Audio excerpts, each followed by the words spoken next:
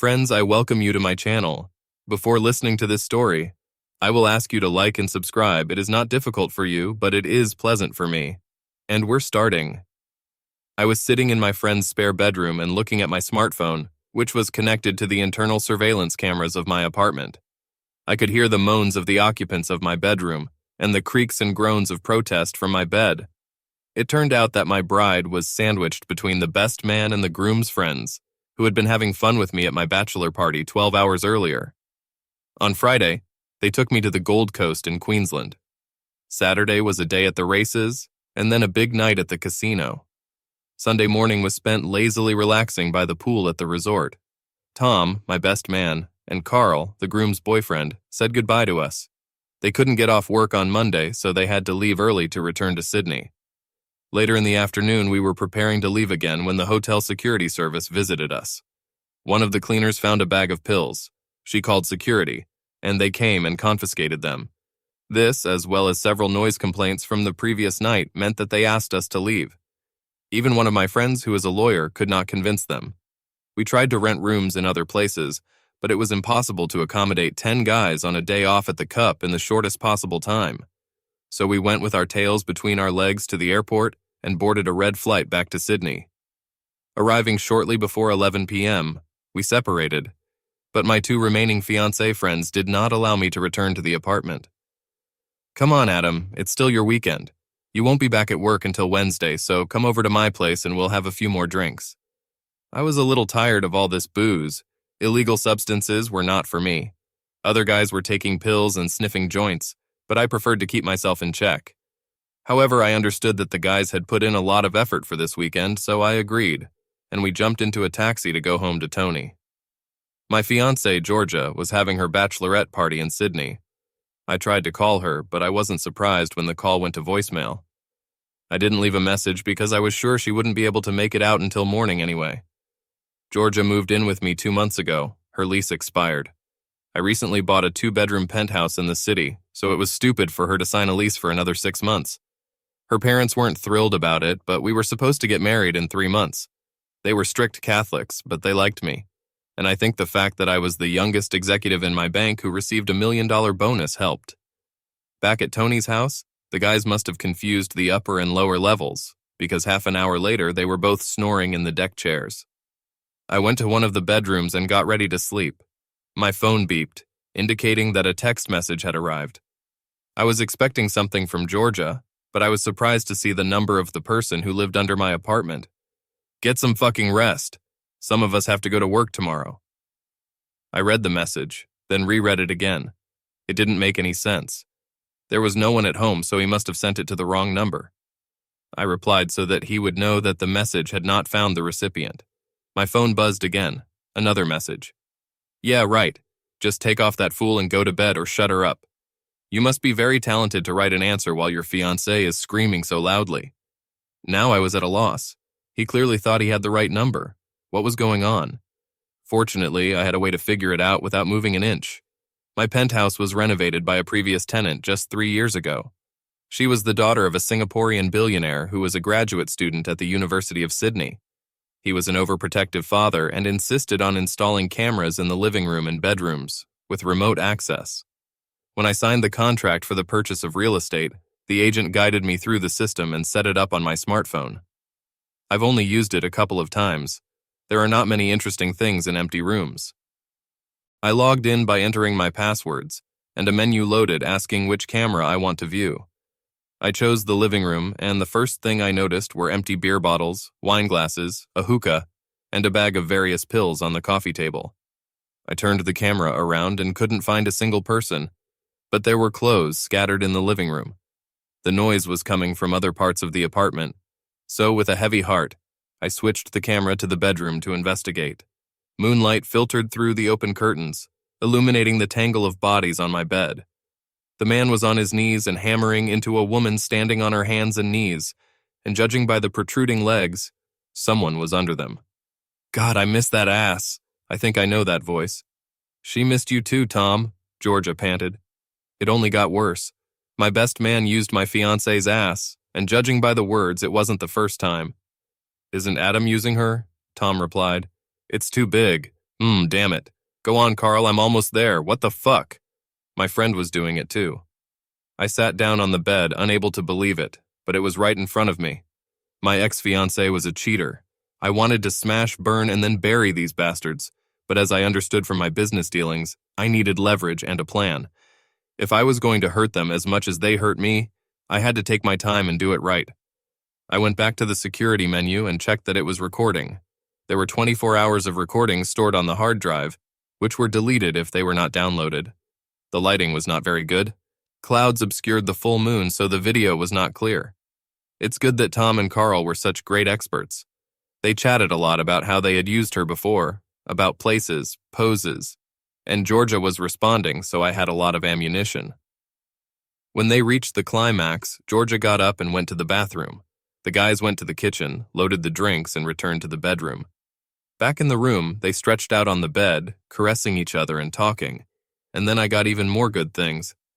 "I want to use you in your wedding dress," Tom said. "I'll only get it the day before, so you'll have to wait until the honeymoon," replied Georgia, who always thought ahead. "No way. We're talking about the wedding day," Carl said. "The asshole."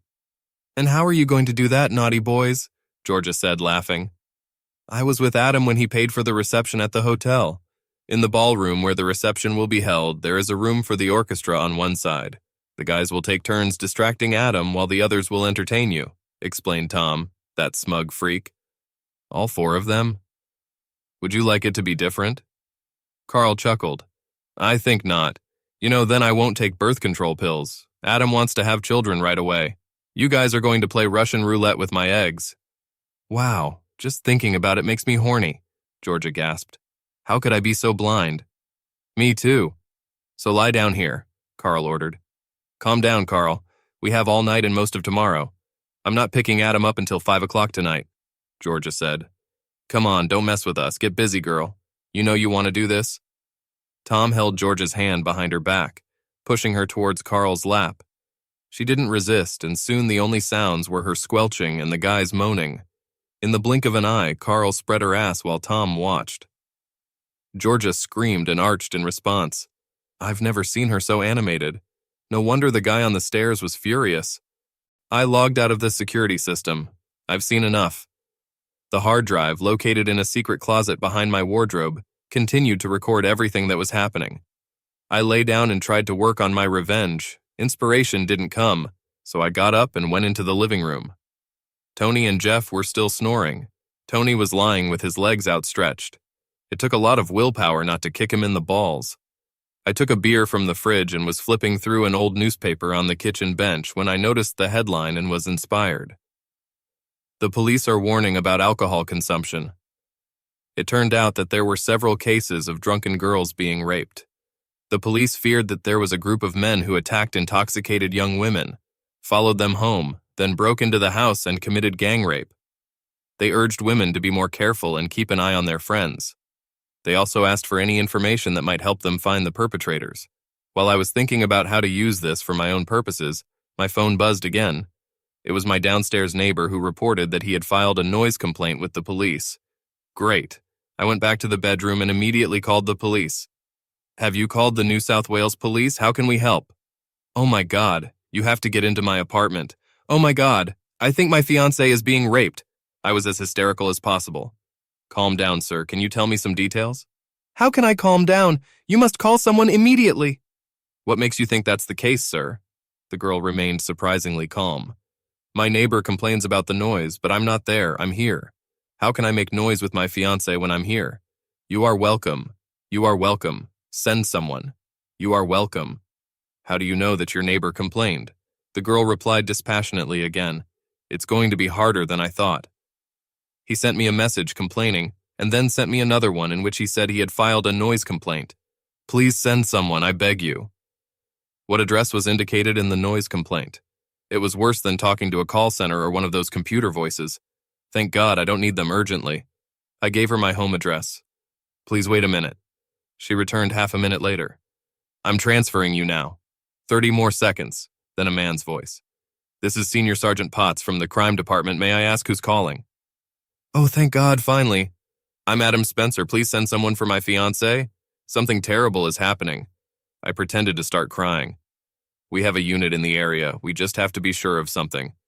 Don't get me wrong, but the noise complaint mentions that the noise was of a betting nature. Is there a chance that it's someone else besides your fiancé or… Could she have someone else up there? Whimpering didn't work. It's time to check if losing your temper will work. We're getting married in 3 weeks. What do you think? If she gets hurt in any way because of these delays, I will sue you and the department. I will participate in every television show, write to every newspaper, and use your name. Calm down, sir. We'll check it out. What is your bride's name, and what was she supposed to do tonight? I have prepared a little for this question. Georgia, she was going to a bachelorette party with friends in King's Cross. The newspaper said that the rapists seemed to be targeting the area. Well, as I said, there is a unit in this area, and they are going to look there. Are you calling from your mobile? We need a number so we can keep you posted. Yes, should I go there too? No, please stay where you are until we contact you. With these words, he disconnected. It didn't go as well as I hoped. I wanted them to break in and make hell. I doubted the rape would go away, but the pile of illegal substances on the coffee table would have to be explained. Nothing happened for 20 minutes. Then my phone buzzed with another text message. It was from my downstairs neighbor. Sorry, dude. I thought you were there. The police are already on their way up. Guns, helmets, and other shit. I hope Georgia is okay. I'm praying for both of you. Oh shit, they bought it. I logged back into my security channel. I had to see it. When I turned on the camera in the bedroom, I couldn't believe my luck. Tom and Carl used a pair of my work ties to tie Georgia's legs and arms to the bed frame, and took turns using it for a long time. She liked it, but their perverted game could lead to disastrous consequences. I switched to the living room and moved the camera to the door. No action yet. Georgia started screaming loudly again. Hopefully this will strengthen the resolve of the police.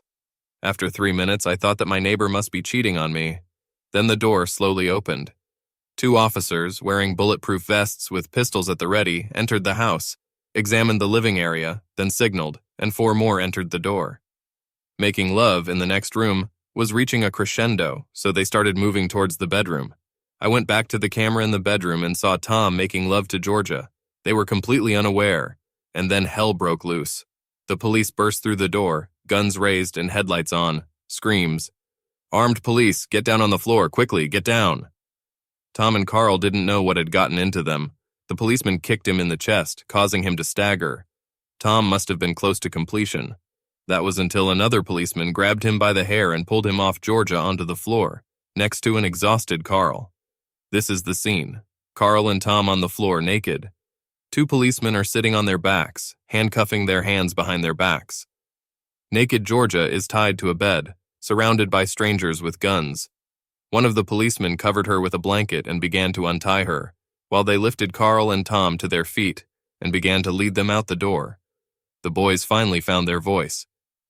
What the hell is this? Tom shouted. This will be the last girl you see for a while, you fucking perverts. You'll be the ones who get raped wherever you go. The policeman growled, pushing Tom against the doorframe. It wasn't rape, she loved it like hell, Carl added, but probably regretted not doing it, as another policeman hit him in the stomach with the butt of his rifle, causing him to fall forward on his face. They took the guys out of the room. A policewoman came in and took responsibility for Georgia, who was freed and wrapped in a blanket. She sat her down on a chair by the window and began to speak softly, calming the confused Georgia.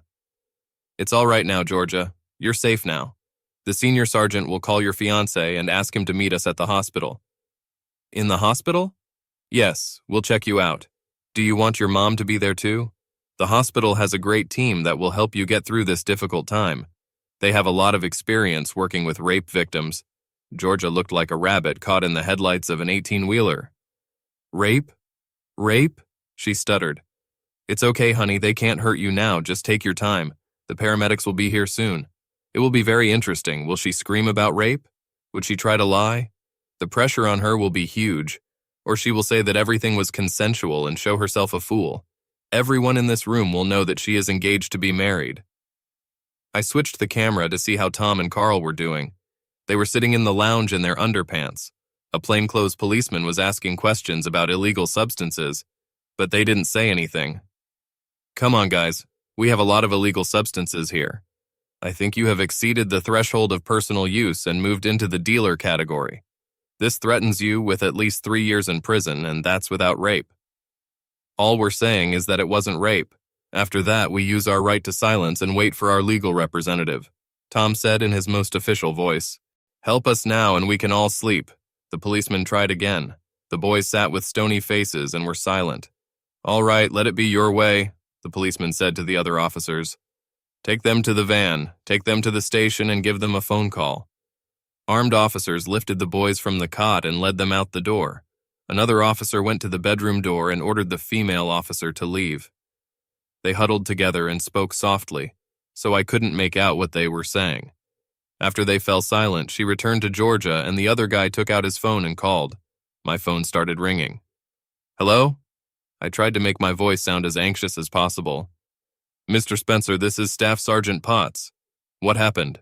Have you found Georgia? Is she all right?" "What?" My verbal barrage was interrupted by the sergeant. "Calm down, Mr. Spencer. We have found your fiancée. She will be taken to the hospital soon." "Oh my God. Is she all right?" "Yes, this is just a routine checkup. I will tell you more detailed information at the hospital. We should be at St. Vincent's Hospital in about 10 minutes. Call me when you arrive. I'll find you and tell you the details of our operation."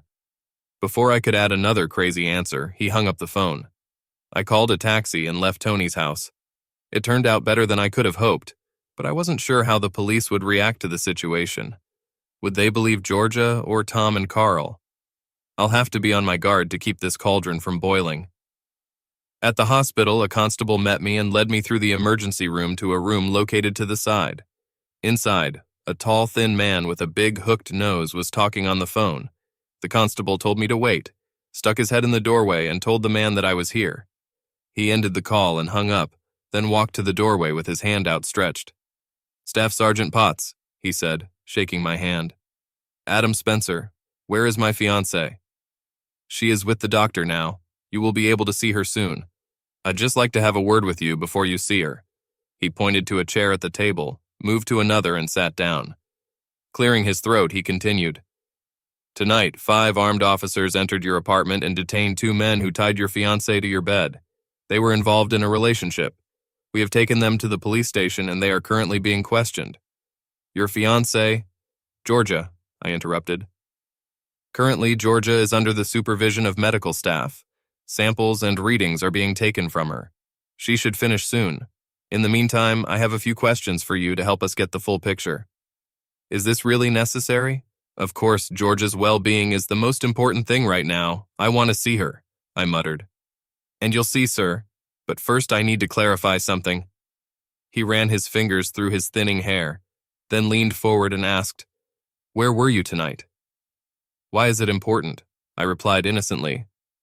"If you were at home, Georgia probably wouldn't be here right now." "I see. I was at a friend's house. This weekend I had a bachelor party. We returned late at night from Brisbane, and one of my friends insisted that I stay with him and another friend and continued to have fun." "Where was it?"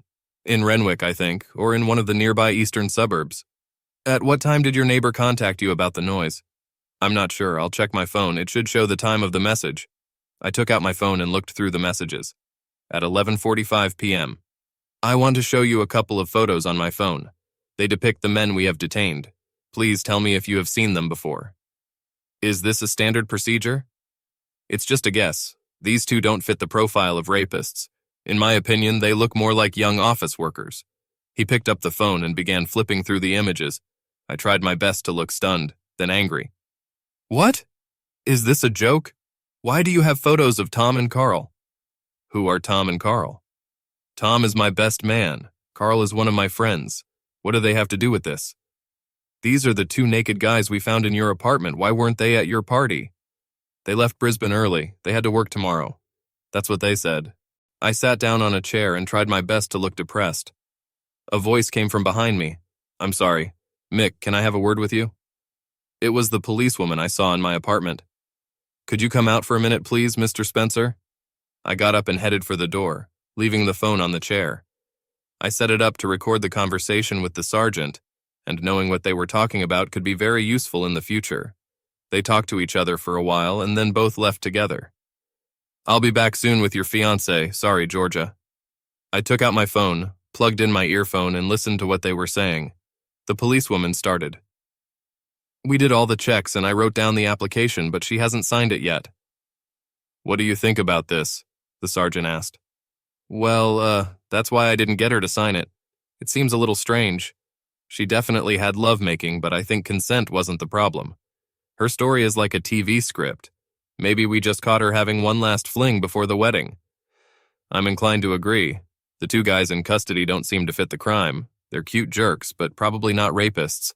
We have enough illegal substances to detain them overnight. Her boyfriend? I can't say for sure, but he looks like he's trying too hard to be shocked. How do you think we should act? Come with me and read George's statement. Maybe you'll remember what I forgot to ask. I've been a good cop, so before we get her to sign, you can have a conversation with her about the punishment for perjury. Good. How tough can I be? Can she lose her temper? We're talking about someone who is a potential victim, even if we're not entirely sure. That's what I think is wrong with her. I don't think she's traumatized. Rather, she is really guilty, or perhaps she is just worried that she was caught. I think you can scare her and get the real story. Then let's go take a look. There was the creak of a chair as the sergeant stood up, then silence until I stopped recording. I sat there wondering what Georgia would do. I looked at my watch. It was time to set the wheels of revenge in motion. I looked through my phone's contact list, selected a number and dialed it. The Herald, this is Eric Town. Eric wrote in the business section he was in charge of a dirty little gossip section called CBD. No one admitted to reading it, but everyone did. I met him at a political fundraiser and we became friends. Hi, Eric, this is Adam. How are you doing? And what are you doing at such an untimely hour? It's a long story that I'll tell you later over a beer, but I just wanted to know if your column was ready for tomorrow's edition, I asked hopefully. Just now. I hate the beginning of the fiscal year. It's always awfully quiet on the gossip front at this time. Did you hear something that I should know? His interest was aroused. Isn't it too late to tell about it? It'll be too late if you don't tell me right now. He was always impatient if he thought he was missing some important story. Would you be interested if two young geniuses aspiring to get on the board of directors were languishing in an interrogation room on charges of illegal substances and violence?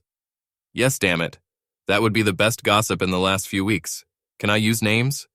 Please tell me that I can use names, Eric pleaded. If you want to be sued, you can use names. It will be strictly in the Guess Who, Don't Sue. At the end of his columns, Eric placed the section Guess Who, Don't Sue, where all his unfounded juicy notes without names were placed. Every morning during a tea break in the city, small clusters of office workers tried to substitute names for these accusations. You're boring. Now you know how I work. I need a backstory so I can come up with my own cryptic clues. Spit it out, brother. Tom and Carl, I said, trying to keep my voice even. Your best man and the groom's boyfriend?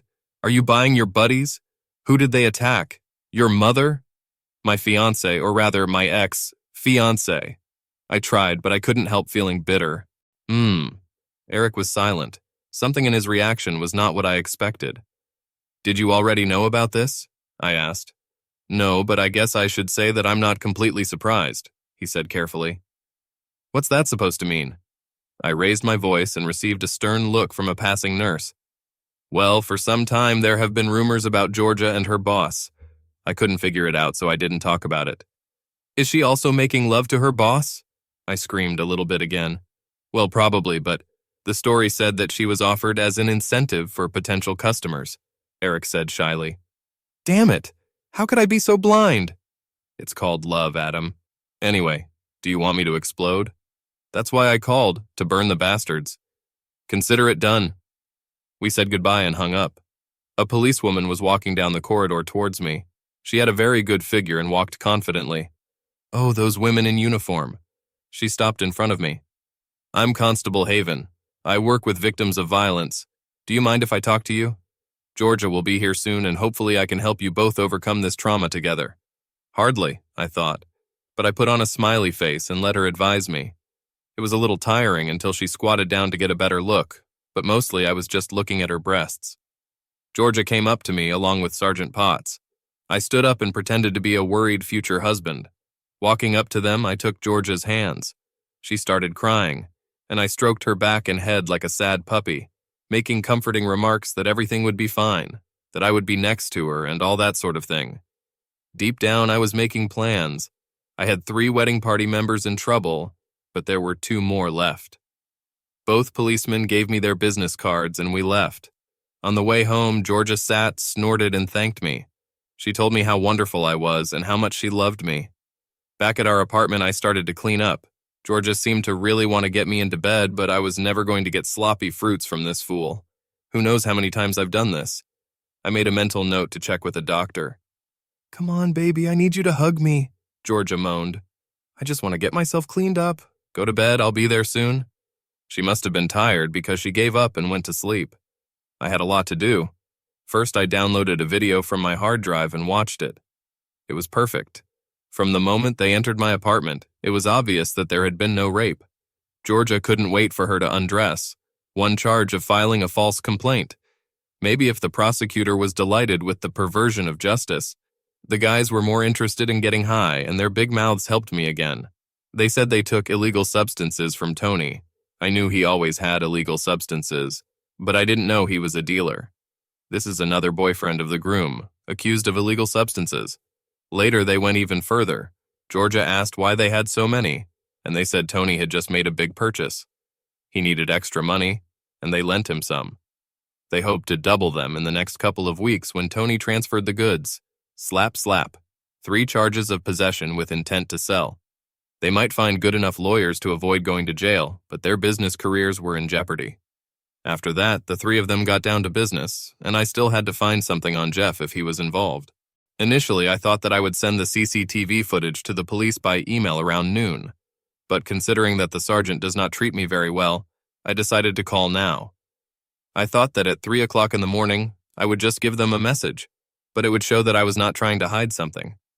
I dialed the sergeant's number first and was surprised when he answered. "Hello, Senior Sergeant Potts." He sounded annoyed. I hoped I hadn't woken him up. "This is Adam Spencer. I met you at the hospital when I was picking up my fiancée. Did I wake you up?" "No, of course not. I have a night shift. I don't go to bed until 8 a.m. His mood did not improve. "Look, I don't want to take up your time, but my mom—" I paused as if trying to control myself. "There are 3 surveillance cameras connected to a hard drive in my apartment." I snorted and cleared my throat. I needed to try to sell it. "Oh yes," he said, interested. "Why didn't you say anything earlier? Have you seen this?" I could almost see him suddenly sitting up straight, leaning forward expectantly. "Probably because of everything that happened. I forgot. I have—" I paused again and blew my nose. "I'm sorry, it's difficult. You know, I looked at it and I stopped completely, and the sergeant bit the bait hard." "What? What did you see, Adam? Adam, are you still there?" I don't think it was rape. Oh my God, they came together, laughed, and kissed." I let out a strangled scream and pretended to sob. "Does it have anything to do with illegal substances?" the sergeant demanded. He already suspected that the rape was fictitious, but it seems he still wanted to pin the boys down. "I didn't look at much after that, but they put them on the coffee table," I lied. "I need to see this recording. There are 2 powerful legal eagles here making a fuss about lawsuits. Can you send it to me?" "I think I can send it by email." "Wait, I'll give you the address. We need to get it quickly."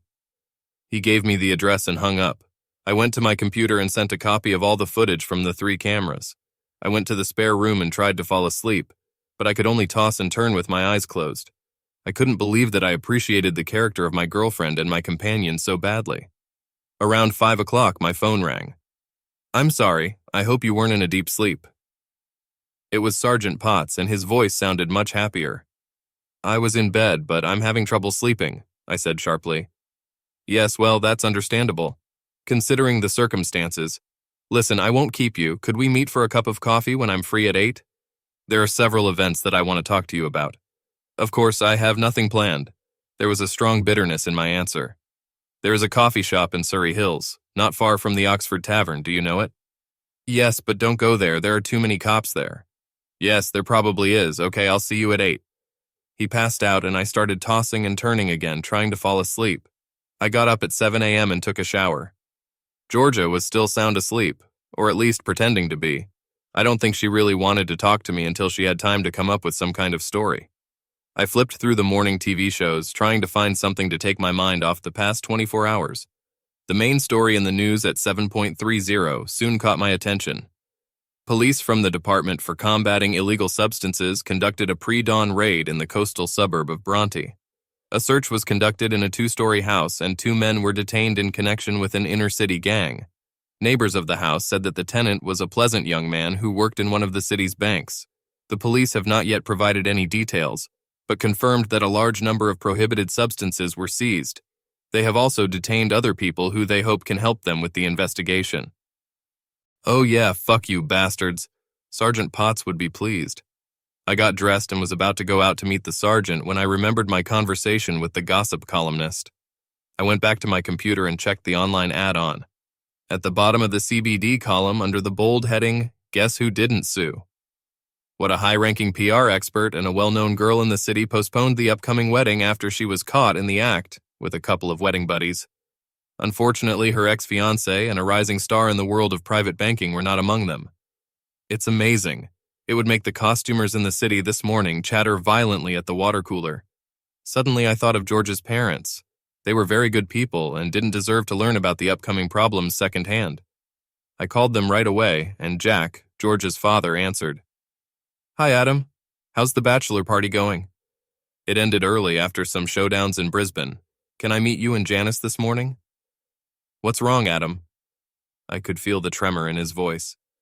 "I don't want to talk about this on the phone, Jack," I said softly. "Is it related to the morning paper? Jack has worked in the city all his life and retired 3 years ago. He still read the business section first thing every morning." "I'll tell you later, Jack. Can you come to town?" They deserve to be told everything face to face. "Okay, we'll be there around 11. Where do you want to meet? It looks like he's resigned to getting the bad news." "How about that little pastry shop near your old office building? They still bake the best cakes and treats in the area." "Okay, I'll see you there. Just this, Adam. Please don't make any hasty decisions until you know everything," Jack pleaded. "I already know too much, Jack. I'm sorry." This time I felt tears welling up in my eyes for real. Saying goodbye, I walked out the door. It was a gorgeous sunny day in Sydney. Late autumn is always the best. The sun is not so hot anymore, and humidity is usually lower. I decided to go to the meeting on foot. Because of this, I was a little late, but I didn't care. Sergeant Potts was about to leave when I entered the cafe. "I thought you bankers were punctual." He swore. "I'm still on vacation," I grumbled, sinking into a chair opposite where he was standing. He sat down opposite me, his frown replaced by a smile. "Fortunately for you, we got the result last night. The CCTV footage was very informative. We couldn't use it as evidence, but it gave us enough information to work through them. We separated them, and when we started asking about buying a batch of banned substances, they both thought the other had sold them. The waitress came over, and I ordered orange juice, and the sergeant took warm milk. The police are not what they used to be." After taking a sip, he continued. "We found out Tony's name from them. Then we raided that house and found even more illegal substances. The Department for Combating Illegal Substances was delighted. Tony was silent for a while, but when we told him what we had learned from the other two, he gave up. He tries to make a deal by naming his supplier. And what will happen to them now? The first two have been ordered to appear at the bail hearing tomorrow morning, possibly Tony too, if he can come to an agreement with the prosecutor." "A public hearing?" I asked hopefully. "Oh yes," he chuckled. "Their lawyers are trying to hold an extraordinary hearing, but the prosecutor wants the media to know about it. So do you, it seems." He picked up the neatly folded Morning Herald from his lap, opening the KBR column. I don't know what you're talking about." I tried to look innocent. "Very likely. I wonder if your video surveillance system has remote access." He leaned back in his chair, a funny expression on his face. "I would bet that it also has a time map that allows you to find out what time it was checked. Maybe I should get a warrant and see for myself. Why chase after the victim? Maybe by the time you get the warrant, the hard drive will be damaged." The sergeant's smile turned into laughter as he pulled himself together. He sat forward and said in a low voice, "Keep your shirt on, Adam. You've just confirmed my suspicions. I'm not interested in you, but I want to know what you want to happen to Georgia." "What do you mean?" "Well, there may be a charge of perjury. It certainly won't stick to the case. I'm sure she'll be able to get it off as a first offense, or maybe we'll just forget about it. It's hardly worth wasting time filling out paperwork unless you want retribution, and apparently that's the way it is. He held up the paper again to emphasize his point. I don't quite understand what you mean. I pretended to be a fool. Okay, you're a careful guy. Call me after 6 tonight if you want me to press charges, otherwise I'll bury him. He got up and left, leaving me to ponder my choice. I finished my juice and went out into the bright sunlight. I kept walking towards the city. The next part of my revenge was to show up to work disheveled and depressed. This will leave gossip readers doubting who is involved in this. Humiliation wouldn't be fun for me, but I think it was one way to ensure that Tom and Carl's positions at the bank would soon become vacant. Upon entering the lobby of the bank, it all started with one of the guards elbowing the other and pointing in my direction. This went on while I was walking to the elevators. I got into the first one, and a few more people joined me. The postman burst in with his cart just as the doors were closing. Obviously, he hadn't read the business section of the Herald. Hey, Adam, how was your weekend? The secretary pretended to lose her balance and hit the cart in the shins of the postman. Oh, careful, miss. The elevator stopped at the next floor and he got out, still rubbing his shins. For the rest of the trip, the others were silent. It suddenly seemed to them that the floor was very interesting to look at. I was on my way to the top floor because I was hoping to see the CEO, and by that time, only the secretary remained there, who silenced the guy from the post office. Just before leaving, she put her hand on mine and I turned to face her. I'm sorry about what's going on. If you need someone to talk to or cry with, here's my number. She shoved a piece of paper into my hand and then left with exaggerated swagger, drawing attention to killer legs and tight buns. I looked at the number. I didn't see her writing anything in the elevator, so it must have been written earlier. I folded the note and put it in the nearest trash can. I think she probably had a whole stack of such notes in her pocket. I went to the CEO's office. His secretary was a formidable woman with a sharp tongue. She was sitting at a high table and looking at people through glasses mounted on the tip of her nose. I walked into her office and she, as befits her, lowered her eyes, ignoring the intrusion into her day. I waited for her to stop doing her job. I would earn her anger if I spoke before she did. She raised her head like a cobra waiting to be hit, but when she saw me, she softened. Adam, dear, what are you doing here? You have 2 more days off. I've never seen or heard of her being even a little conciliatory, let alone calling someone darling. I just wanted to ask if I could see Mr. Turnbull for a minute. I felt myself blushing at her sympathetic look. He's taking a break between calls now. I'm just finding out if it can be done. She slid off the chair and went to his door, knocked, then stuck her head inside to ask. I had never seen her standing, and she was quite short, which explained the high chair and the table. She came back with a smile and said, Mr. Turnbull will call you now. Just sit down. She climbed back into her chair and I sat down. She went back to work, then stopped and looked up again. She opened her mouth to say something, then stopped. I could almost see the wheels turning in her head as she pondered the sequel. In the end, the speech took over. I was abandoned at the altar. At least you found out about it in time. As soon as she said that, I think she regretted it. Before I could think of an answer, her head tilted again and she went back to work. Well, if I convinced her, then everything should be simple with the CEO. Mr. Turnbull came to the door and invited me in. He was a tall man with short-cropped curly hair, graying at the edges. He kept himself in shape and was often seen running in the park during lunch. He returned to the chair at his desk and motioned for me to sit across from him. Adam, I didn't expect to see you this morning, but under the circumstances, it might be better if we hear the story from you today rather than later in the week. I sat in silence for a moment while Mr. Turnbull shifted uncomfortably in his chair. That is, if there's anything you want to tell me. Mr. Turnbull looked very nervous, which was unlike him. There was no point in procrastinating. I came here to ask you for a vacation until the end of the week, because at the moment I'm solving some personal issues. But since these personal problems concern other employees of the firm and the PR company hired by the firm, then I think you have the right to know. Yes, otherwise I wouldn't have asked, Mr. Turnbull said defensively. I took a deep breath and cleared my throat for a moment and then began my clumsy work. Last night I returned to Sydney from my father's bachelor party earlier than planned. I was at one of my friend's house when I received a message from a neighbor about a noise coming from my apartment. At first I thought he had the wrong number, but when he continued to insist, I called the police. thinking that someone had broken into my apartment and maybe Georgia was in trouble. The police arrived and entered the apartment, where they seized illegal substances and found my fiancée tied to the bed, and Tom and Carl were making love to her.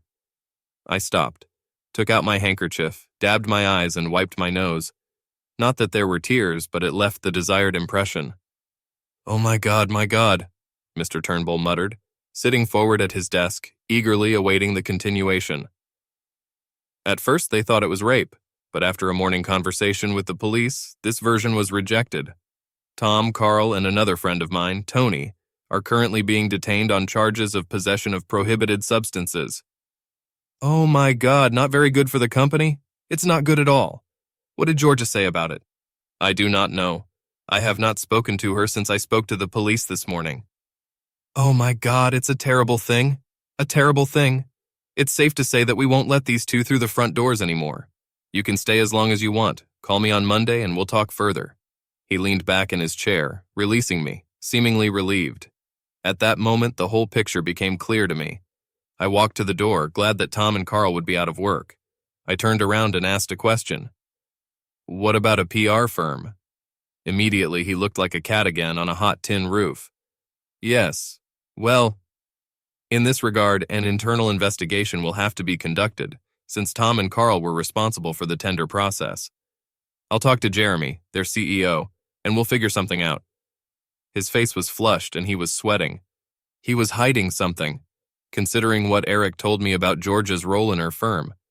I also remembered how Tom and Carl laughed at the fact that Mr. Turnbull was taking an active part in the tender process. I put two and two together and came to the conclusion that it was another guy who used my fiancée. I left. He could wait. But now I realized that if I didn't launch a tactical nuclear strike, I wouldn't be able to take revenge on all the guys who used my fiancée. I caught a taxi to the bakery where I was supposed to meet George's parents. I was early, so I ordered coffee. Taking out my phone, I decided to log into the security system and see if Georgia was out of bed. She was sitting in the kitchen, drinking coffee and frantically texting on her phone. She stopped and went into the bedroom. I thought to get dressed, but instead she put on underwear and then a bathrobe. A couple of minutes later, she was at the intercom, letting someone into the building. It was probably her parents, but why were they in their underwear? She rushed to the entrance, opened the door, and there was a fourth bastard standing there. My other friend, Jeff. Georgia stood on tiptoe, trying to kiss him, but he dodged her and went inside. I switched to the living room camera when they went inside. It seemed like he was trying to keep some distance between himself and Georgia. It was like two boxers in the ring examining each other.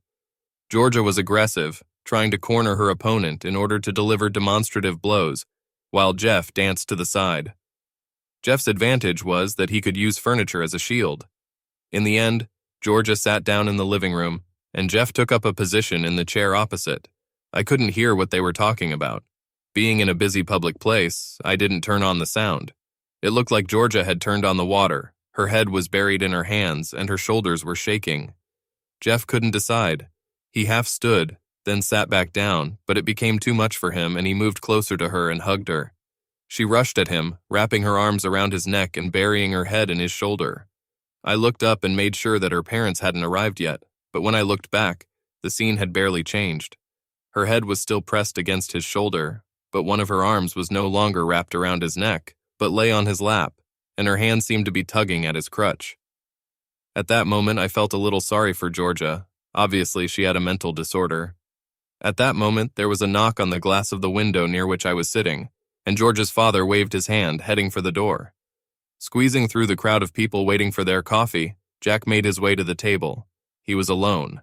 I stood up and shook his hand. Then we both sat down. Is your wife not coming? I asked. No. After reading the Herald, I thought it would be better if I came alone. Janice's blood pressure has been high lately, so I left her at home, he said, motioning for the waitress to bring coffee. Yes, you're probably right. And now, Adam, this little slanderous shit has this article. I think you should sue him. Jack, filing a lawsuit will cost a lot of money. It will constantly appear in the newspapers and is unlikely to be successful, since it is true. The waitress came with the coffee, and he waited until she left. What do you mean it's true? Last night, the police broke into my apartment after complaining about the noise, and found that my best man and the groom's boyfriend were making love to Georgia in our bed," I said quietly. "They must have forced her, drugged her with illegal substances or something like that." He tried to stay calm. "At first they thought it was rape, but it turned out that it wasn't." "Don't be ridiculous. It's just ridiculous. My daughter would never do such a thing."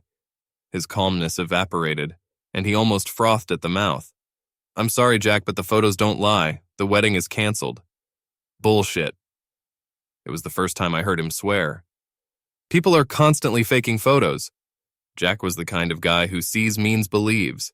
I didn't want to hurt him, but I wasn't going to be a bad guy. I took my phone and swiped across the screen. Opening the browser, I found the security tape again.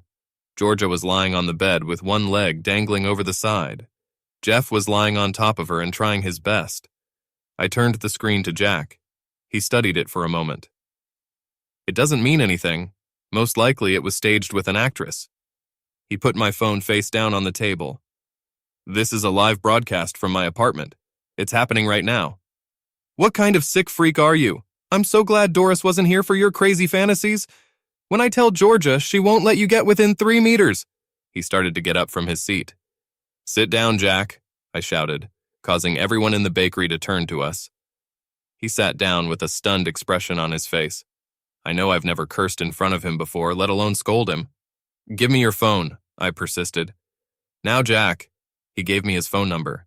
I looked through my contacts and found George's number. I pressed the call button, then turned over my phone, which was lying face down on the table.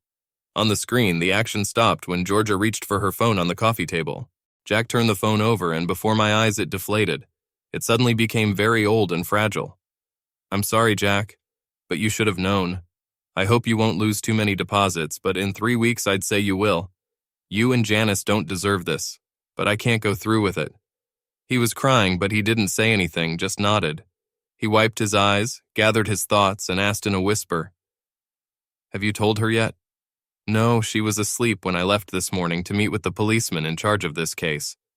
"Good God, she doesn't know that you know, and she's with that guy again?" "This is not the same guy. Those two are accused of illegal substances as the other grooms." "Oh no." He was crying again. "Come on, Jack, let's get out of here and take a walk in the park. We both need fresh air." I left the money for coffee on the table and we left. We walked for half an hour, talking about everything except Georgia. He had calmed down and wanted to go home, so we went to the taxi stand. "When are you going to tell her?" Jack asked. "When she gets a free minute." It was hard not to be bitter. Jack turned away. "Part of me still loves her, Jack. Part of me thinks that this is a nightmare that I will wake up from and everything will be as before. That's what makes me feel so terrible, because the rest of me wants to kill her and all the men who touched her. You can let me know before you do this, because I'll come and pick her up, take her home." Tears appeared again. A father cannot stop loving his daughter. "Yes, of course, Jack. I'll let you know." We awkwardly shook hands and he got into the first taxi he saw. I turned around and continued walking, thinking about my next step. I found a quiet place in the park and checked the CCTV footage again. The action stopped. Georgia was back in her bathrobe and Jeff was tying his shoelaces. He really was a dumb bastard. He was engaged to the daughter of one of Australia's richest women. Penny Ryan Hill was the daughter of Jackie Ryan Hill, who, together with a Chinese consortium, owned 3 of the largest iron ore mines in the Pilbara, Western Australia, as well as one of the richest gold and copper deposits ever discovered in Australia. She is now on the list of the richest women in the world, with an estimated fortune of $6 billion. Of course, Penny wasn't stunning, but she had large proportions. She was not obese, but she was very rounded. Her face had plump cheeks that glowed bright red if she strained or got drunk, and all this was complemented by a shock of curly red hair that could be called unruly. After all this, she was a wonderful girl. She was a lot of fun to be around, and she was in love with Jeff. You can get married in 5 minutes with more money than you'll earn in a lifetime. That was one of my father's favorite sayings. I might not be able to accuse Jeff of anything, but I was sure I could ruin his upcoming wedding if Penny looked at my surveillance footage. Jeff also worked for her family company, so I think this will put an end to his work. Thus, my revenge was well secured, with the exception of my boss. But I had a plan for this case as well. I just needed to get George's cooperation, and I think I had something to make sure she would meet my needs. Heading home, I was very interested to find out how Georgia was going to act in our situation. When I got home, Georgia was gone. I didn't expect it, but it delayed the impending confrontation a little. It also gave me time to make a video for Penny. Jeff's conversation with Georgia when he arrived was also interesting. He was sent by Carl and Tom's lawyers to find out what she had told the police. The accusation of witness tampering came to mind, but it didn't make much sense. I'm sure Penny would come up with a much more terrible punishment. He continued to question her about illegal substances and what she had told the police. She said she only told them about the rape. Jeff told Georgia that the boys were not accused of rape, but only of possession and trafficking of illegal substances. At that moment, she sank to the floor in the living room, and he hurried to comfort her. Now she knew that the accusation of rape was useless, and that was probably why she left the apartment. I was cooking dinner for myself around 5 in the evening when the apartment door opened. I heard the click of heels on the wooden floor, and Georgia and one of her bridesmaids, Shelley, came into the living room. Apparently the plan was to be safe. They saw me in the kitchen and came towards me. As they got closer, Georgia opened her arms to hug me and said, "Adam, dear, how are you? We were so worried." She was snorting as if she was holding back tears. I didn't respond to the hug, holding my hands next to me. I tried to keep my voice even. "I've been busy talking to the police, my boss, and your father." Georgia tensed. She was caught off guard, but she held on bravely. Shelley came to explain that yesterday at the bachelorette party, my drinks were spiked, and I was kicked out of the nightclub. Tom and Carl were there and offered to take me home, and then they took advantage of me. She tried to hug me again, but I pulled away. "Really? Is that what happened, Shelley?" I said sarcastically. "Yes, as Georgia said, it was just a little bit of fun that got out of control. And you spiked her coffee before she used Jeff this morning." Oh, it was amazing. Shelley's mouth was open while she was trying to make sense of what I just said. Georgia took a step back as if I'd hit her. She was staring wildly between Shelley and me, trying to think of something to say. Shelley found her voice first. "You're on your own now, girlfriend?" she hissed, turned and walked to the front door. Georgia tried to grab her to keep her there, but Shelley pushed her away and hit her with a parting volley. "I knew you were a party girl, but I didn't think you were such a slut." The door slammed shut, and Georgia and I were left alone. She turned back to me, and now she was crying. Well, it would be better to say sobbing. She was muttering how sorry she was and how I should have stayed with her this morning and it wouldn't have happened. Why does it always have to be someone else's fault? "Why don't you just shut up?" I shouted. "Do you really think I care about your excuses and lies?" "But I was drunk and I was upset this morning, and that's only twice. I'll be good, please." "You're really pathetic." I took a long sip to finish the beer I had opened earlier. "Only twice?" I tried to imitate Tom's deep voice. "God, I miss your ass." And then to Georgia, "And she misses you too, Tom." And again a shocked expression appeared on Georgia's face. But how? Obviously her tongue had been overworked the night before. "Do you remember when you moved in? I told you about the security system and the cameras?" "Yes, but you said you don't use them." "I don't use them, but they still work 24/7. I thought the police might want to get a copy to prove your rape, but unfortunately it only proved that you're a lying fool." The tears were already flowing for real, in a continuous stream flowing down his face. She was squatting, leaning against the wall. She looked very pitiful, small, sad, and pathetic. Then I decided that I would ask the sergeant to forget about the charge of perjury, but I would not tell her about it until I figured out why she did it. If she even knew. I walked over, lifted Georgia to her feet, and helped her sit down at the kitchen table. She tried to snuggle up to me, but I moved away, took 2 beers from the fridge, and sat down opposite her. Opening a beer, I put one in front of her and took a sip from mine. "I want you to know that we're done." "Okay," she nodded her head. "The policeman wanted to know if I wanted him to charge you with perjury. I have to tell him before 6 o'clock tonight. So you have half an hour to answer my questions truthfully, and I'll tell him to forget about you." "Please, Adam, don't do this to me," I interrupted her. "Answer my questions or wait for the police."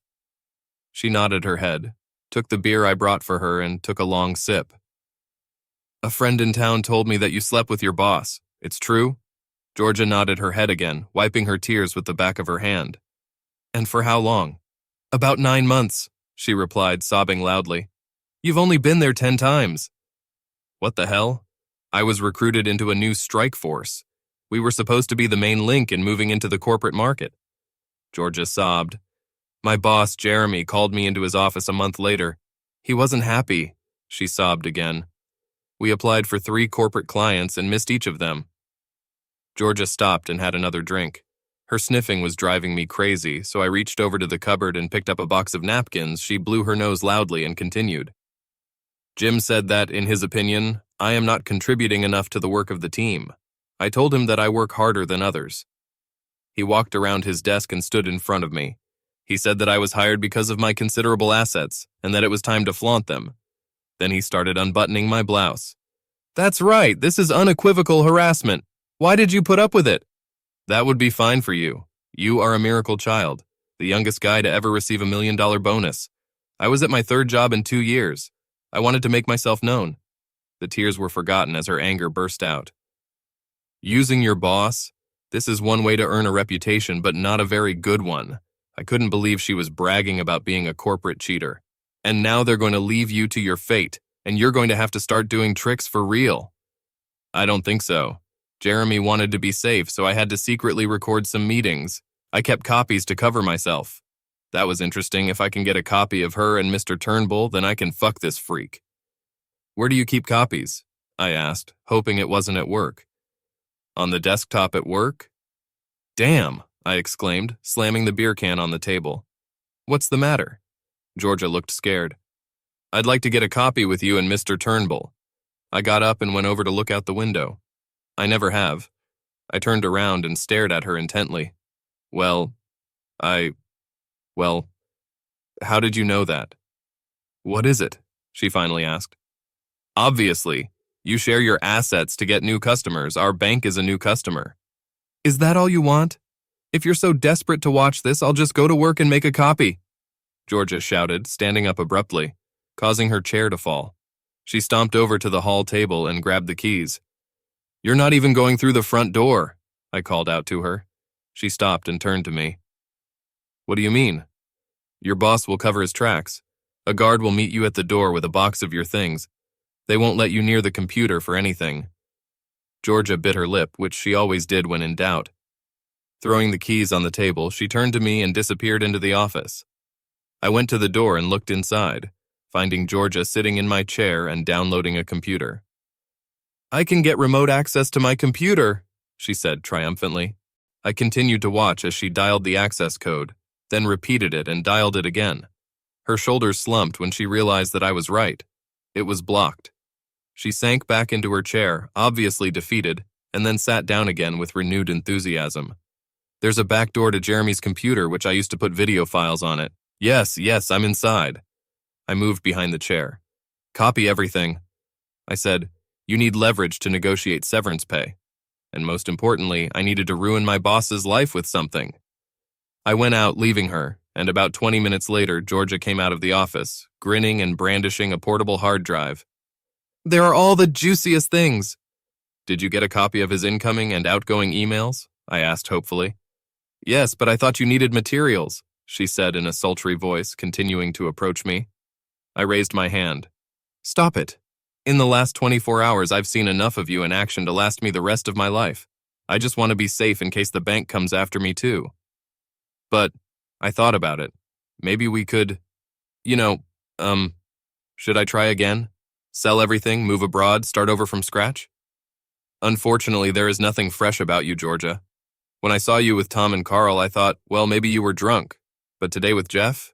You need help, but I'm not going to stick around to see the result. She was crying again. I went up to her and took a portable hard drive, then walked past her into the office. Georgia ran into the bedroom, and I heard the door slam. The hard drive turned out to be better than I had hoped. It turned out that Jeremy and Mr. Turnbull were old school friends. They sent each other numerous emails about Georgia and her talents, even starred in their own file with her as a threesome. However, this was not the most interesting thing yet. It turned out that they had conspired to defraud the bank. Mr. Turnbull wanted to replenish his pension fund, so he forced Jeremy to overcharge the tender for a PR contract. He approved it, but Jeremy wrote down only the right price in the company's ledger. They took the difference and divided it 50-50. I called Sergeant Potts, and he answered on the second ring. I thought you'd forgotten.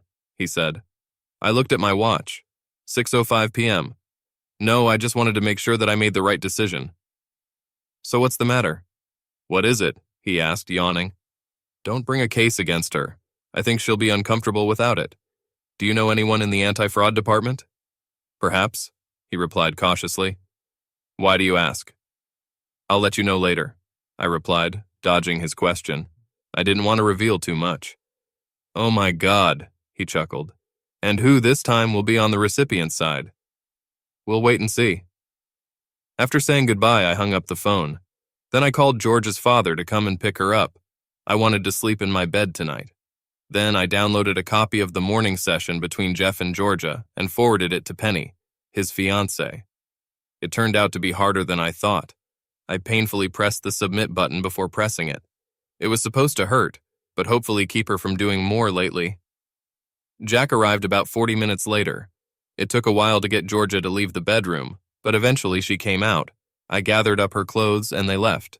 My cell phone rang. It was Eric from the newspaper. Did you like my column today? What is it? He asked, his voice full of enthusiasm. Yes, I replied without much enthusiasm. Come on, we didn't get scared, did we? I wanted to take revenge on them, but I hurt others too. I was thinking about Jack and Janice. There is always collateral damage in war. Who do you want me to hit tomorrow? I thought about it a bit. Are you still there? Eric asked. Yes, I was just thinking. He looked like a raven circling over a corpse, hoping for another feeding. The two suitors who were caught with Georgia, and one more, will be charged with crimes tomorrow. Sorry, buddy, but 3 bankers caught with a joint won't go through with the case, he said, showing his disappointment. Not charges of possession, but importation and delivery, I added. That's better. High-flying bankers. Eric laughed. Do you have anything else for me, buddy, or have we already worked out this layer? I'll be in touch if I have anything else.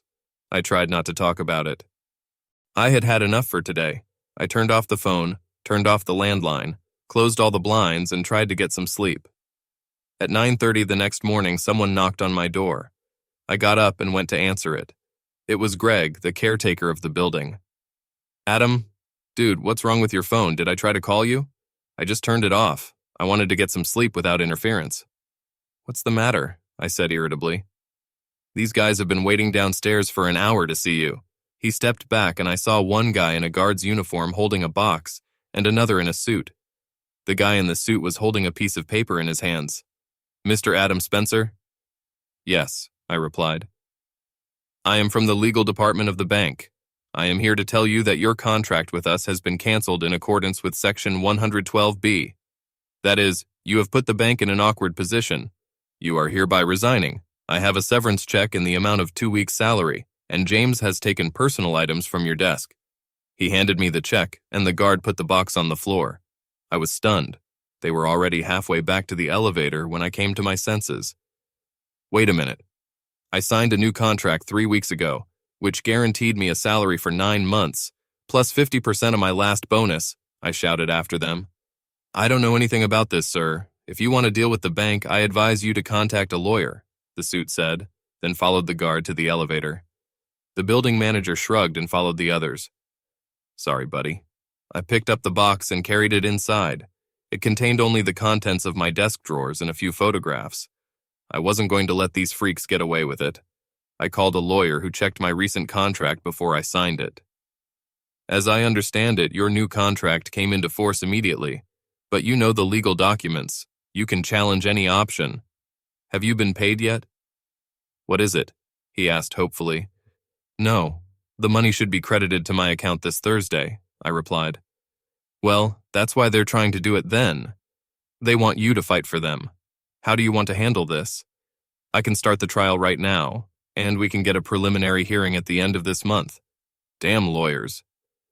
Is there a way to get some personal time in the office with my boss before that? I have something that might change his mind about their position. It's not illegal, is it? He asked. No, I didn't do anything wrong. Is anything missing from the box that you usually kept in the office? No. Wait a minute. I have a set of golf clubs in the pantry next to the executive dining room. Great, how much do they cost? About $20,000, I said casually. Nonsense. Are they gilded? Not platinum, but with gold inserts. A beautiful set of Honda clubs, well, half a set. A complete set costs about $50. The lawyer whistled. I'm starting to draw up an order to allow access to them. Can you finish by 1 o'clock today? I wanted to strike back immediately. I do not know. It does not give me much time, but I have other things to do and… Meet me at the entrance with the order and I'll give you the golf clubs, I interrupted. Yes, damn it, I'll see you there. I had breakfast and went to the office to prepare for the afternoon confrontation. Mr. Turnbull was always in the executive dining room between 12.30 and 13.30, so a commotion on the street is sure to attract his attention. I couldn't resist going to the Herald's website first to see what Eric had written. He inserted his quip about high-flying bankers, and there was also an article about the cancellation of the engagement of the heiress of $1 billion. I didn't mention Penny and Jeff. I wonder where he got that from. 1 o'clock came quickly and I was waiting on the landing in front of the bank building. The lawyer was 5 minutes late and coming up to me took a document out of his pocket, waving it like a trophy. I had to wait until the justices of the peace finished their morning sessions to sign it, but here it is. What does he let me do? I asked as we headed for the front door. I was hoping for general access, but the guy played a hard ball and it only allows you to enter the room and pick up your golf clubs. Right inside and go straight out. I hope that's all I need. We were already at the front door. Inside, the guard who returned the contents of my office earlier in the day moved to stop me. I'm sorry, sir. I was asked not to let you into the building. He stood in front of me and motioned for 2 other guards to help him. I held a legal document in front of his face. This is a court order allowing me access to the building. Please step out of the way. I tried to walk past him, but he was still blocking my way. I have to check it first. He took the resolution and spoke into the microphone attached to his shoulder. A couple of minutes later, the elevator doors opened, and the little asshole who talked to me this morning came out. He took the court order from the guard, put on his reading glasses, and quickly flipped through it. Someone had a busy morning, he said, looking up from the papers. This allows you to go only to the pantry and back without any detours. He returned the order to me, and then turned to the guard. Escort him to the supervisor's storeroom, then come back here and kick his ass outside. After that, he just turned around and walked back to the elevator. I moved towards the elevators on the left, holding the guard by the shoulder. I picked up my clubs in the pantry, and then when I returned to the hallway, it was time to make a scene. Some bastard stole my stick. I dropped the clubs and headed down the hall towards the executive dining room. You can't go in there, sir, the guard said, grabbing my arm, but missed. I ran towards the dining room, but the guard was faster than I thought.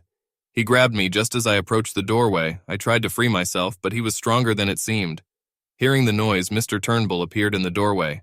What the hell is that noise? What the hell is he doing here? He shouted, and then realized who it was. Excuse me, sir. He had a court order, the guard said, lifting me off the floor by my collar. I stopped resisting because my victim was right in front of me. Mr. Turnbull, I'm glad to see you too, I said, sarcasm in my voice. I thought you might want to review my severance package. No way. He pointed at the guard. Get this jerk out of here. Right now. I took a flash drive out of my pocket and threw it to him. You'd better look at it when you have the opportunity, but not when your wife is around. Mr. Turnbull's eyes narrowed. What are you talking about? Call Jeremy and he will tell you, I spat. How do I get him out of here?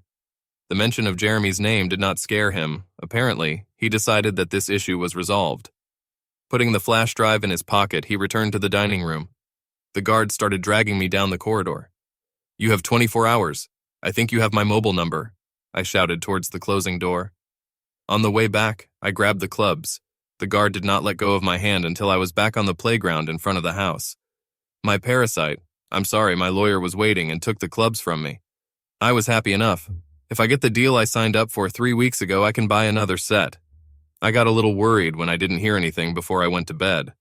At 11:30, my phone beeped when a message arrived. Meet me at the Centennial Park coffee shop at 6:45 a.m. Gotcha. The next morning, I went to the park at 6:30, hoping to get there first. Obviously, Mr. Turnbull had the same idea, since I was walking on one side and he was walking on the other. We came together awkwardly, keeping about 3 meters apart from each other. What do you want for the file? What is it? He asked angrily. Only what I'm owed under the new contract. I supported his anger. This contract was not valid until Thursday. This is a controversial fact, and I do not have time to conduct this conversation through our judicial system. I never thought you were a blackmailer, he growled, his face turning red. I never took you for an asshole who uses his employee's fiancée, I replied. We stood frowning at each other until Mr. Turnbull stepped back. Okay, but I need the records and all the copies you have. It's easy. You will receive the records when I have a signed document from the bank confirming my legal rights. You'll get it today. He turned to leave. And one more thing. I want the little fucking legal eagle that you sent yesterday to bring the documents. It's going to be fun. Anything else? What is it? He asked sarcastically. No, that's all I want, I smiled. He walked away a bit and then came back, closer this time. You know that you will never work in this city. No, let it be this country. Never again, you little bitch, he hissed. It was nice doing business with you, I said with a laugh as he left. I still had emails between Turnbull and Jeremy, and I will turn them over to the anti-fraud department as soon as the money arrives in my bank account. The next couple of days passed relatively calmly for me. The next morning, the shitty little legal eagle from the bank was on my doorstep with some forms that I had to sign. He left me a copy and told me that the money would be paid on Thursday. I gave him an envelope with a USB flash drive and a small portable hard drive, and he left with his tail between his legs. On Thursday morning, Jack and Doris arrived and took Georgia's remaining belongings. They had some problems with Georgia. She got drunk and went to her boss's house to run into him in the presence of his wife. They called the police, who warned her to go home and then picked her up for drunk driving. She drove at high speed and lost her license on the spot. Tom, Carl, and Tony were released on bail, but the prosecutor was acting like a tough ass. He appeared on morning television with an article about banned substances in the corporate sector. He did not mention specific details so as not to jeopardize the case, but the conclusion was obvious. Especially when on the hour-long news, 3 guys were walking out of the courtroom trying to hide their faces. Jeff seemed to have disappeared from the face of the earth. I talked to Eric, and he said there were rumors that Penny's mom had sent him to some South American dump. The company was conducting mineral exploration there, and the natives were not happy about it. There were rumors that white men couldn't live there for more than 6 months without being kidnapped or killed. On Thursday afternoon at 4:55 p.m., my bank account became richer by $720,000, and at 4:59 p.m., I was on the phone with Sergeant Potts. The next morning, 2 detectives from the anti-fraud department and a guy from the investment and securities department came to me. I showed them the emails. They claimed it looked like a conspiracy to commit fraud. Then an important question followed. How did you receive these letters? I had to admit that they were not obtained legally. The detectives got a little angry, feeling that they had wasted their time. We know that all these big guys are running scams, but they are surrounded by big legal fences. We can't drag them here and make them tell their story. The guy from the securities department wasn't so worried. Calm down, guys. We consider these letters as pointers where to look. It will take some time, but there will be a paper trail. It's better for us to forget that we even saw this correspondence. I don't want to jeopardize any accusations. They left, and I was left alone with myself. Mr. Turnbull seems to have started a rumor about me. I applied to competing banks with a job offer, but the HR staff did not answer my calls. I was walking down the street near my building, wondering what to do, when a black car pulled up next to me at the curb. The window rolled down and Penny Ryan-Hill was in the back seat. You look as lost as I feel, she said seriously, and then a big smile blossomed on her face. I refueled the company's plane and it's waiting on the runway. Do you want to rest a little? Mammy, sit and feel sorry for yourself or go on vacation, I mused, rubbing my chin. Give me 5 minutes and I'll pack my suitcase. To hell with it. Just sit down. You won't need a lot of clothes where we're going. And where are we going? I asked, throwing caution to the wind and opening the car door. To a family complex in Mauritius. It has its own beach, swimming pool, golf course, and chef. Let's go, I exclaimed as she reached forward and tapped on the glass separating the front and back seats to signal the driver to go to the airport. 25 minutes later, we were already on the Rain-Hill family's Gulfstream plane and on our way. 3 weeks turned into 5 months, a fantastic break. Did I pick up a penny? Of course, with the stewardess and with the maid and with half a dozen local girls. Penny was just a freaky girl. When she decided to have fun, it was an amazing sight, but that's another story. Why did I come back? It's very simple. I wanted to sit in the front row at the hearing on charges of fraud and racketeering against Mr. Turnbull. He came in, at the beginning of the hearing, all sweet and light, chatting with his team of lawyers. The bank supported him, so he had a moderator and an assistant barrister, 2 assistants and a legal advisor. By the end of the first day, his tie was down. Beads of sweat stood out on his face as he anxiously spoke with his lawyer. Things were not going well. The prosecution was very thorough and presented a long and complex paper trail that linked Mr. Turnbull to Jeremy and the PR deal. The decisive moment came at the end of the day, when it turned out that Jeremy had given up the day before.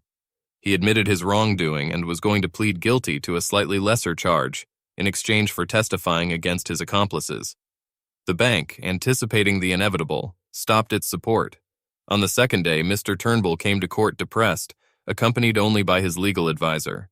One of the bank's legal departments made a statement in court that the bank no longer provides legal assistance to Turnbull and intends to bring a civil case against him to try to recover some of the funds. After the difficult events in the courtroom ended, the prosecution quickly closed the case. When it was the defense's turn, she demonstrated her desperation by presenting a hard drive with photos of Mr. Turnbull, Jeremy, and Georgia. They claimed that Jeremy blackmailed him into the conspiracy after Georgia secretly taped him. The press rushed to the door, pulling out smartphones, ready to call the editorial office with juicy gossip. This got Georgia into a fight, and she was subpoenaed. Jeremy also had to return to the dock. The whole dirty saga was played out in front of the media, and for a week it was the main topic of newspapers and television broadcasts. Mr. Turnbull's defense was in full swing until the prosecutor called Tom and Carl to the dock. They explained that Mr. Turnbull's enthusiasm for his old school friends existed even before the video appeared. The defense tried to discredit them because they were serving a 4-year prison sentence for trafficking illegal substances, but what they said must have resonated with the judge. He concluded that there was a case and referred Mr. Turnbull to the court. After the circus in which the trial took place, it turned out that Mr. Turnbull had lost his appetite for fighting, changed his plea, and received a 2.5-year prison sentence. I would like to say that he ended up penniless and alone, but we all know that these white-collar criminals are too smart for that. Shortly before the arraignment, he must have been informed that people from the securities department were sniffing around. He transferred most of his assets to his wife's name, after which she began divorce proceedings. By the time of the trial, he was living in his son's garage and was declared bankrupt without property. Undoubtedly, after his release, reconciliation will take place, and he will be free again. The head of the Department of Public Prosecutions must have enjoyed being the center of attention. So after Mr. Turnbull hesitated and admitted his guilt, he set about Jeremy and Georgia. Jeremy only made a deal on the charge of conspiracy to defraud, but the Department of Public Prosecutions added, using a surveillance device to record private acts without consent, filming obscene acts, and using a telecommunications network to facilitate the commission of a crime. Extortion, using threats and harassment in the workplace. Some of these offenses were only minor offenses, but they all combined together, and as a result, he received 3 years behind bars. Georgia was sentenced to probation for recording without consent and filming indecent acts. However, her face was repeatedly in the news during all these trials, and her reputation was damaged. Some of the dirt stuck to me, even though I was only a supporting actor in this show. At various times, there have been suggestions about my involvement.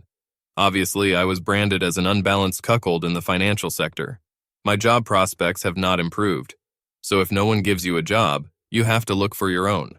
I started a venture business specifically for environmental projects. I haven't made a fortune, but I'm surviving and hopefully doing good deeds. Penny and I stayed close, but she was a gambler and I wasn't. I'm still on the lookout, but I have trust issues that are getting in the way. I have just started a project to rejuvenate some swamps, 700 kilometers west of Sydney, in the real outback. 2 mining companies and a bank have invested money to maintain their corporate image. I will be living in an old homestead that was once the main house at a 100,000-acre sheep station on the Darling River. I hope that the clean air and the country of the big sky will bring good luck.